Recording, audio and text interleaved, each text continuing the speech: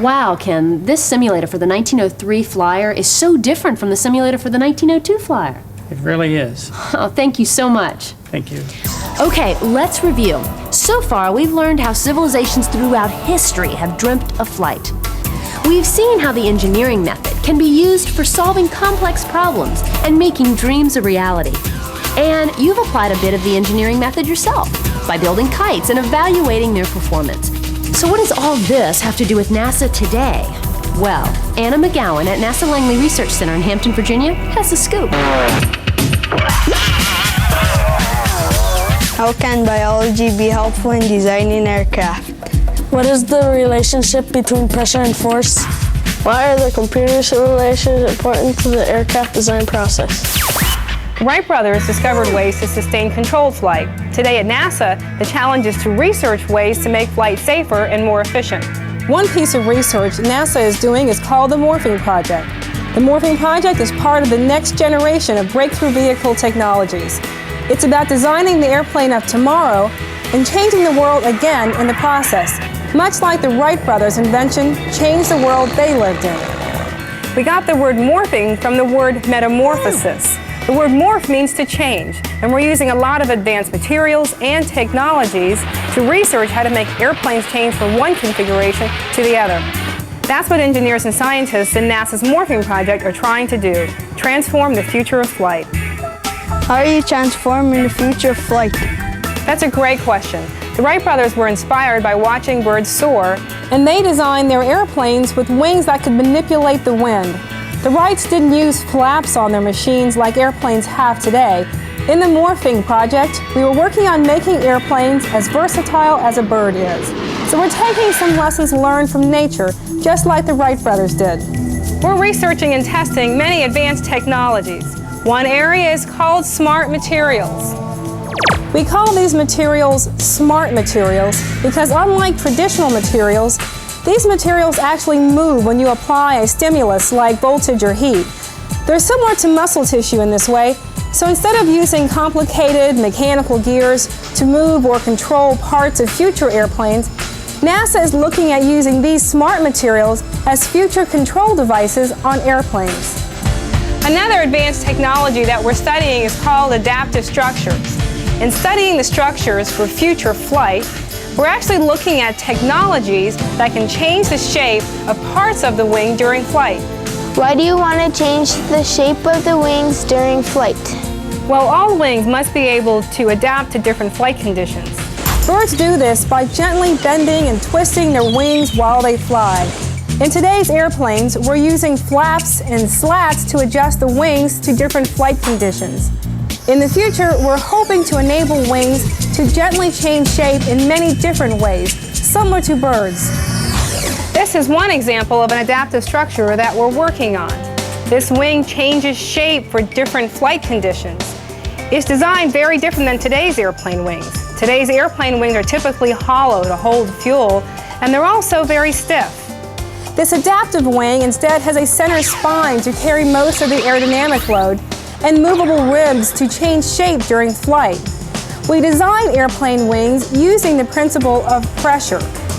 The following algebraic equation should help you understand this principle. Pressure is defined as the force divided by the area over which the force acts. The force in this case is the aerodynamic load. Have you ever popped a balloon with a nail? It's pretty easy to pop the balloon with one nail because the force applied to the balloon is acting over a very small area, only the head of the nail. This means very large pressure. Now, if you try to pop the same balloon with a bed of nails applying the same amount of force, you notice the balloon is very difficult to pop. Why is that? Because the area of the bed of nails is much larger than the area of the single nail. If we refer back to the equation for pressure, if you keep the same force applied but increase the area, pressure actually becomes much lower. With this adaptive wing, we want to make sure the force, or the aerodynamic load, is distributed evenly across the wing, preventing the wing from breaking. We actually call this adaptive wing here the fishbone wing because it resembles the spine and ribs of a fish. To understand and design the fishbone wing, the engineers here at NASA use advanced computer simulations. These computer simulations help us understand the mechanics of the fishbone wing and tell us how the wing will perform in real life. We are even looking at new ways to control the airflow over the wings of future airplanes. The study of airflow is called aerodynamics, and today's airplanes use large flaps to control aerodynamics. For future airplanes, we're developing technologies that use very small devices to control the airflow on airplanes. We call this microflow control. For example, tiny fluctuating jets that create a small plume of air on the surface of the wing can be used to make the flow smoother and less turbulent, and this reduces drag. By reducing drag, we can save on fuel costs and also reduce the amount of pollution coming from the airplane engines. Here's an example of one of these jets. This device would suck in air and blow out air very rapidly to control the airflow over the wing. Now, several of these devices would be placed in a wing to control the airflow over an entire wing. Even this example is similar to how a bird flies. In addition to twisting and bending their wings in flight, birds also rely on their feathers to adjust the airflow over their wings. Finally, we're applying the principle of biomimetics in the morphing project. Bio what? Biomimetics is the abstraction of good design from nature. In other words, you look at how nature works for maximum achievement at minimal effort. Today we're even examining the shape of fish fins because, in a way, fish are flying through the water. Here are several examples of different fish fins that we're studying. We actually work with marine biologists to understand how the fish swim and how they're really efficient flyers. We also study seagulls. Seagulls can soar really well, and their unique wing shape is one of the many reasons they fly so efficiently. Here is an example of a wing that we would actually design for wind tunnel testing.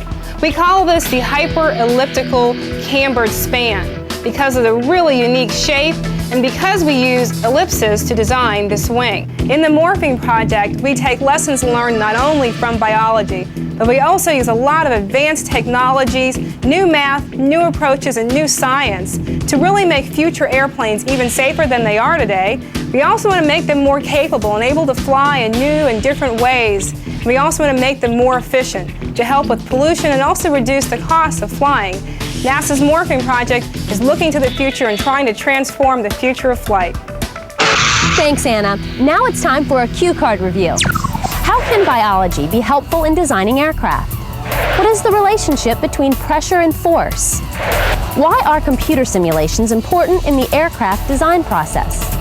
If you're watching this on videotape, you'll want to pause the tape to discuss these questions.